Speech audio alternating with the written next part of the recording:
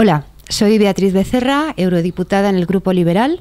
En el Parlamento Europeo soy vicepresidenta de la Subcomisión de Derechos Humanos y hoy vengo a contarles el resumen de la situación que estamos afrontando ahora mismo en Europa y especialmente la que tiene que ver con las elecciones, el proceso electoral próximo en Francia y también el que acaba de anunciarse para Reino Unido. El Brexit, yo creo que para todos los europeos en general ha sido un mazazo, una verdadera muestra de que cómo puede pasar algo que todo el mundo cree que no va a pasar. Pero en realidad lo que nos tiene que importar es que es una clara muestra de cómo un político irresponsable puede llevar a una situación crítica a su país y a poner en jaque a la Unión Europea, y estoy hablando de Cameron. El referéndum sobre el Brexit era innecesario, no era en absoluto nada que la población, que los ciudadanos británicos pidieran, pero fue una apuesta personal de Cameron para reforzar su posición electoral. El problema vino cuando ese referéndum, planteado sin ningún tipo de exigencia desde el punto de vista de la validez, de las cifras, pues da un resultado tan apretado como el que dio, que un 51 y pico % de la población se manifiesta a favor y un 48 y pico se manifiesta en contra. Y no se trata de una decisión baladí. Yo creo que los ciudadanos británicos fue al día siguiente cuando se dieron cuenta de la que se había liado. Y esa estupefacción general que yo creo que todos los europeos vivimos ese 24 de junio, es todavía, se convierte en algo aún más, como diría yo, inconmensurable en el momento en el que el gobierno conservador de Reino Unido, con Theresa May a la cabeza después de la dimisión de Cameron, se convierte en la expresión máxima del euroescepticismo, del nacionalismo y del planteamiento más extremista europeo. Es decir, la conversión de eso que todos entendemos de Reino Unido como la encarnación del pragmatismo, de la practicidad, en el caso del gobierno de Theresa May, se convierte en algo distinto, va más allá que Farage, va más allá que cualquiera. Y esto en una huida hacia adelante que se ha concretado hace unos días en la convocatoria de unas elecciones generales, a pesar de que la propia Theresa May aseguró que no habría elecciones hasta 2020. ¿Esto qué significa? Theresa May quiere validar su mandato con más fuerza dentro del Parlamento para llevar a cabo, para afrontar esa negociación con las instituciones europeas. Pero lo cierto es que los ciudadanos británicos tienen mucho que decir al respecto. Y esa negociación que se ha puesto en marcha después de la activación del artículo 50 puede dar muchas sorpresas. Y desde mi punto de vista, el hecho de que pueda haber un cambio en el gobierno, ya no solamente por el desalojo no de los conservadores, que es difícil, pero sí por un equilibrio de fuerzas distinto dentro del Parlamento, puede dar lugar a una revisión sustancial del Brexit, incluso al finalizar el proceso dentro de 2 años, y yo diría que, dado que es legalmente posible, la reversión del mismo. No sé si alegremente o no, pero yo creo que una unión de los 27, que es la que quedaría, con ese Reino Unido fuera, sería como si de la Unión Europea de los 28, de golpe se hubieran salido 20. Reino Unido significa, en términos de aportación económica, de relevancia financiera, de población, de negocio, significa como 20 países, 20 Estados miembros de la Unión Europea. El hecho de que Reino Unido se quede, es decir, revierta esa decisión de salir y, por supuesto, se quede en los nuevos términos en los que esa Unión Europea haya llegado a convertirse. Es decir, de aquí a 2 años, necesariamente la Unión Europea tiene que reforzar muchos aspectos. La seguridad y la defensa común, el mercado único, la eurozona. Hay muchas cosas que tocar. El hecho de que Reino Unido revirtiera esa decisión implicaría, obviamente, que el resto de los Estados miembros tienen que estar de acuerdo. Pero ¿cómo no van a estar de acuerdo? Y además legalmente no hay ningún tipo de sanción o represalia que se pueda tomar. Sí que habrá una repercusión, obviamente, desde el punto de vista político, desde la relevancia o la importancia que esa voz del Reino Unido pueda tener en el nuevo marco europeo, pero también desde sus propios ciudadanos. Hasta qué punto quien ha llevado a un país como el Reino Unido a esta situación va a tener o no una sanción política. Reino Unido siempre ha estado mirando los toros desde la barrera. Reino Unido nunca ha sido un miembro integral, un miembro de primera línea de esa unión reforzada. Retener o no quiero decir, esa no era el objetivo. Lo que sí es verdad es que una vez que Reino Unido con Cameron a la cabeza planteó ese referéndum innecesario, sí que creo que sus interlocutores en la Unión Europea no hicieron la suficiente expresión pública o campaña, si lo quieres llamar, para mantener lo que significa Reino Unido en Europa y la Europa como una entidad conjunta. Claro que sí. Y eso es uno de los fallos, eso es uno de los grandes déficits de la Unión Europea, el comunicarse, el explicar y el dejar ver a los ciudadanos por qué es imprescindible, por qué es bueno, por qué es necesario, por qué soluciona los problemas del día a día. Esa especie de mezcla de complejo, de burocracia que dicen algunos, pero sobre todo de falta de claridad.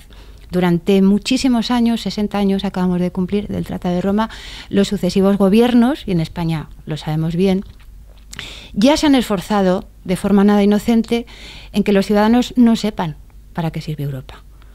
Todos los gobiernos, socialistas, populares, todos, cuando ha llegado el momento de hablar de Europa, han dicho cuando les va bien, que fíjate lo que hemos conseguido, cuando les va mal, mira lo que nos han impuesto.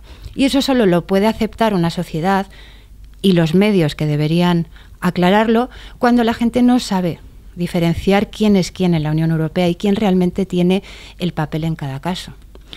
En Europa, después del Tratado de Lisboa, nos pusimos una gran cadena en las manos, que fue dar el máximo poder al Consejo Europeo. El Consejo Europeo son los jefes de Estado y de Gobierno. Eso quiere decir que hemos puesto a la cabeza de las decisiones a aquellos que tienen un máximo interés en su propio país, en las elecciones, en su gobierno, y eso es necesariamente incompatible con tener un interés máximo europeo. ¿Qué quiero decir con esto? Imagínense que en España quien diera el mandato y controlara al Ejecutivo, al Gobierno, fuera una asamblea de presidentes de comunidades autónomas. Que esa asamblea de presidentes de comunidades autónomas, además, colegislara con el Congreso. Colegislara no de manera igualitaria, sino que tuviera la capacidad de veto y de bloqueo.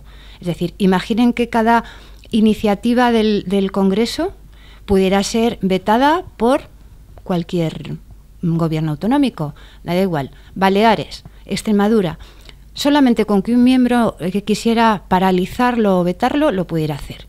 Y que además ese Congreso no tuviera capacidad de iniciativa legislativa, sino que se la tuviera que dar el Gobierno, que a su vez viene controlado por los presidentes de las comunidades autónomas. Eso es, hoy por hoy, el estado de poder dentro de las instituciones europeas. Y eso es lo que la gente no sabe, y eso es lo que tenemos que solventar. La única manera que tenemos de arreglarlo es completar el modelo político europeo, que pasa por tener un verdadero gobierno europeo con una presidencia, con un interlocutor, pasa por tener un parlamento con plena capacidad legislativa y una justicia que es la que está más o menos bien, que es la que representa los intereses europeos. Y los presidentes, los jefes de gobierno, los estados, ya tienen suficiente representación en los consejos de ministros, que también existen, ¿no? Esa, para mí, es la verdadera vía para alcanzar una auténtica fortaleza política de la Unión Europea. Yo diría que para que el Parlamento Europeo pudiera tener el verdadero peso que necesita, lo primero que debería modificarse es su capacidad de iniciativa legislativa. Hoy por hoy, el Parlamento no puede iniciar una legislación, tiene que venir dada por la Comisión Europea, que, como digo, es como si en un gobierno nacional viniera dada por el propio gobierno, ¿no? Entonces, eso es lo primero. El Parlamento necesita tener esa iniciativa legislativa. Y, por otro lado, debería tener la capacidad de desarrollar esa legislación sin tener que estar colegislando con otra institución, como es el Consejo Europeo, que tiene capacidad de veto, capacidad de bloqueo. Esto significa que para desarrollar aquellas iniciativas legislativas que tengan la relevancia que tienen que tener para solucionar los problemas de los europeos, no por otra cosa, el mandato tiene que ser 100% europeo, no puede ser el de los gobiernos nacionales. ¿Esto qué quiere decir? ¿Por qué los eurodiputados nos quejamos de eso? Porque tú no puedes ser útil ni hacer tu función si tienes menoscabado de entrada tu capacidad de actuación. Y la propia Comisión Europea en sí misma no tiene tampoco esa capacidad ejecutiva plena. Entonces, todo esto pasa por una redefinición democrática de cuáles son los poderes, el legislativo, el ejecutivo y el judicial. Esa es la verdadera Unión Europea y ese es el verdadero modelo político completo que necesariamente tiene que dar el paso de definirse si es federal o el que sea, pero tiene que ser un modelo completo. En el punto de no retorno que estamos viviendo ahora, que yo marcaría incluso en este domingo, en esta primera vuelta de las elecciones francesas, en este match point, en el que Europa va a decidir o va a ser confirmada como una opción sostenible o no, tenemos que tener claro hacia dónde vamos. Aquí no se trata de decidir si 2 velocidades, 3 o 4, aquí solo hay una velocidad, y es la velocidad de crucero. Y la velocidad de crucero te la da el saber claramente a dónde vas. Y no estar en un club de 27 ahora, en el que unos cuantos del club son el superclub. No. Aquí la decisión viene porque los miembros, fundadores o no fundadores, aquellos que deciden caminar hacia esa necesaria unión coordinada, fuerte, ejecutiva y determinada dentro del marco global, definan lo que es la Unión Europea. Y los que no estén a esa altura, no estén dispuestos a hacerlo, tendrán que estar en otro sitio. Y ese es el verdadero camino. Y la eurozona, desde mi punto de vista, también tiene mucho que decir en esto. Es lo que le va a dar una verdadera sostenibilidad a la Unión, junto a la seguridad y la defensa común. A mí lo que más me preocupa de la actual, de la situación de vísperas, ¿no?, de esta primera ronda de las elecciones presidenciales francesas, es que tenemos a 2 partidos de extrema izquierda y extrema derecha respectivamente que están defendiendo y buscando lo mismo, que es destruir Europa, y eso es algo que es perfectamente comprobable. Marine Le Pen y el Frente Nacional, y Mélenchon y la actual Francia Insumisa, que cambió el nombre y se llama así, buscan lo mismo, buscan destruir Europa. De hecho, lo están haciendo desde su posición de eurodiputados, no lo olviden. Son los 2 candidatos que son eurodiputados, que no han renunciado a su escaño. Una está investigada y embargada sus ingresos, el otro no aparece por el escaño prácticamente desde el inicio de la legislatura. Viven y se financian de esos fondos europeos y de ese mandato parlamentario que no ejercen, porque no actúan, no trabajan ni tienen nada que hacer allí más que socavar las bases de la Unión Europea. Entonces, el gran peligro, la gran amenaza, es que la opción para Francia sea el carril de la extrema izquierda o el carril de la extrema derecha, que dicen lo mismo, que hablan de vuelta al proteccionismo, hablan de involución, hablan de pérdida de derechos y hablan sobre todo de una situación o una búsqueda de un planteamiento de nación para Francia que no es compatible con la realidad, con la actualidad, con el momento global, moderno del siglo XXI y con los retos. Eso es lo que me preocupa. ¿Quién habla de Europa? Bueno, de Europa hablan todos, en el caso de Mélenchon y de Marine Le Pen, hablan de Europa como un enemigo, hablan de algo que quitarse de encima, hablan de Europa como un lastre, hablan del euro como si fuera una maldición y hablan del regreso a una patria feliz que nadie conoce dónde está, ¿no?, a unos paraísos que, bueno, recuerdan mucho a los discursos bolivarianos o del nacionalismo más flagrante. El único candidato que de verdad habla de Europa como un futuro, como un proyecto común y como la única soberanía real es Emmanuel Macron. Y yo creo que Macron encarna la verdadera opción de desarrollo de ese futuro común en Europa, no solo por él, no solo por lo que significa Francia, sino también por los términos de trabajo conjunto que puede desarrollar con Alemania, el próximo canciller, que salga de las elecciones en septiembre, sea Schulz o sea Merkel. Yo creo que la coalición se va a mantener. Y ese eje unido al que necesariamente tenemos que reforzar desde España, porque el liderazgo de España en este caso es crucial. Tenemos que quitarnos ya esa falsa modestia, esa humildad malentendida o ese complejo, que es un poco de todo, e ir mucho más adelante y establecer esos términos de liderazgo. Creo que Macron, junto, ya digo, con quien salga como canciller, con la nueva posición de España y esa interlocución con el norte, son la vía de caminar. Pero eso se va a decidir este domingo. eso va a decidir este domingo. Y yo de verdad creo que los franceses van a ser capaces de discernir entre lo que significa la esencia de Francia, el republicanismo francés, que es libertad, igualdad y solidaridad, que es la versión de la fraternidad de la revolución. Eso solamente está en el liberalismo democrático, en ningún caso puede estar en el nacionalismo, en el extremismo ni en la involución. Si nos centramos en España, yo creo que parece claro que la crisis económica de múltiple razón y de tanto calado hubiera sido imposible de navegar si no fuera por el Banco Central Europeo, lógicamente, por estar en la zona euro y por ser parte de la Unión Europea. Ese marco de la eurozona creo que es importantísimo y es algo que hay que reformar adecuadamente para revisar los términos en los que cada cual está. Es decir, claro que hay que en momentos determinados ayudar a los más débiles, pero la exigencia de cumplimiento de criterios tiene que ser rigurosa, porque es la única manera de trabajar en comunidad. Para España no habría habido otra manera, y de hecho, ¿qué habría sido de España si no hubiera estado en la Unión Europea? No en 2008, sino mucho antes, ¿no? Por otro lado, a mí me parece importante recordar cuestiones como las que tienen que ver con la justicia europea o con el rigor en la aplicación de las mismas normas para todos. Pongo un ejemplo. La Comisión Europea, ¿no? La comisaría dedicada a competencia, en este caso la comisaria Vestager.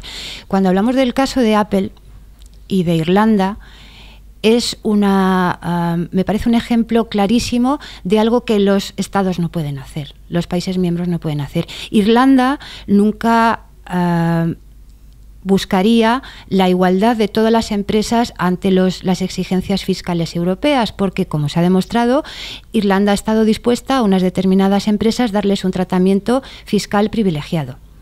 Pero la Unión Europea no permite eso.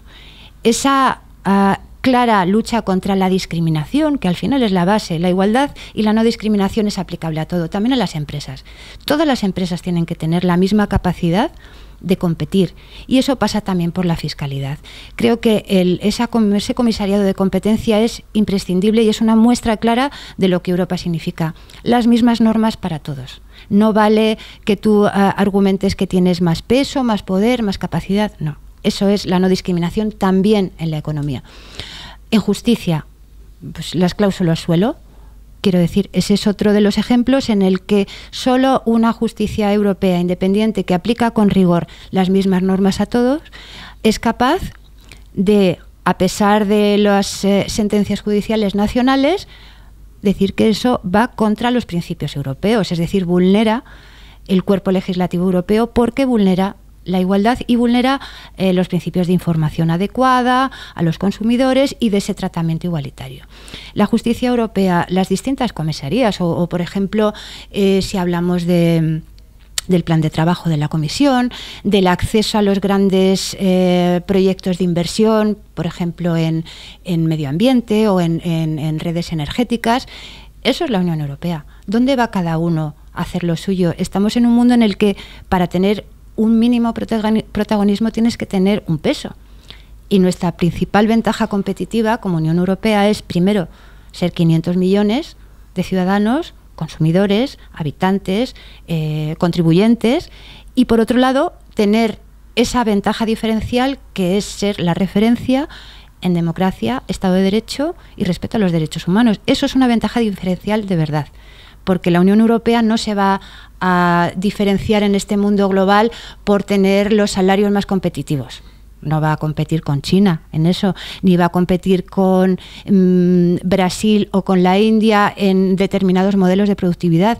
Pero si de algo tenemos la capacidad de ser únicos y diferenciales, es en eso, en democracia y Estado de Derecho, y eso se traduce en las propias instituciones también. El Parlamento Europeo fue desde el principio para Podemos, con Pablo Iglesias a la cabeza, cuando pasó por allí brevemente, una clara tribuna. Es decir, fue una utilización expresa y además sin ningún tipo de complejo de los recursos y las capacidades comunicativas, como ellos dicen, para potenciar su mensaje y su entidad. Desde el punto de vista de trabajo parlamentario, lo que es cierto es que los originales diputados de Podemos han ido cambiando, porque todos se han ido viniendo a distintas instituciones españolas. De los originales queda solamente una eurodiputada y el resto han ido cambiando.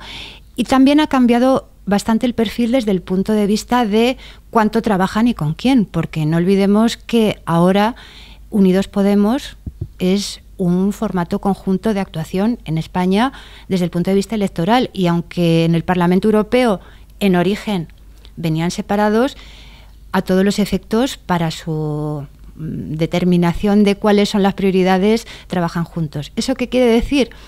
Pues que la parte de Unidos de Podemos, es decir, de Izquierda Unida, pues en el caso de Venezuela, por ejemplo, pues tienen la función de ser los abanderados del chavismo y de la justificación permanente de la dictadura, cosa que Podemos ha dejado de hacer.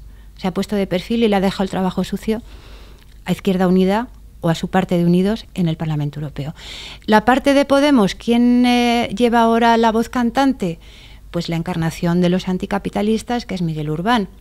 ¿Qué hace Miguel Urbán? Pues, por ejemplo, puedo recordar en el entorno de la votación sobre el acuerdo con Canadá, el de libre comercio con Canadá, pues lo que hizo fue establecer un perímetro dentro del Pleno que rodeó con cinta adhesiva, marcando cuál era la zona libre de comercio. Es decir, lo que hacen de manera permanente es una escenificación y una utilización muy al estilo de lo que hacen en España, de esas tribunas institucionales. Pero a la vez, esas cosas que hacen también evidencian muy claramente lo que quieren. Ellos son muy partidarios de construir secciones, de poner muros o de levantar paredes, porque esa es la manera que tienen de preservar su visión o su interés. En lo que se refiere a aportación de valor a los ciudadanos europeos con su actividad parlamentaria, pues a mí me costaría referirla. Ahora, eso sí, todos utilizan los recursos, todos, por supuesto, tienen la capacidad de contratar a todas las personas que hagan falta, tanto allí como en España. Ya sabemos también las irregularidades que ha habido en ese sentido. Pero sí está claro que tanto Podemos como Izquierda Unida, allá en el Parlamento Europeo, forman parte sustancial de la izquierda autodenominada izquierda europea, que son los que encarnan esa visión involucionista, proteccionista, escenificadora de la política, es decir, de la malversación, de la confianza de los ciudadanos y de sus impuestos.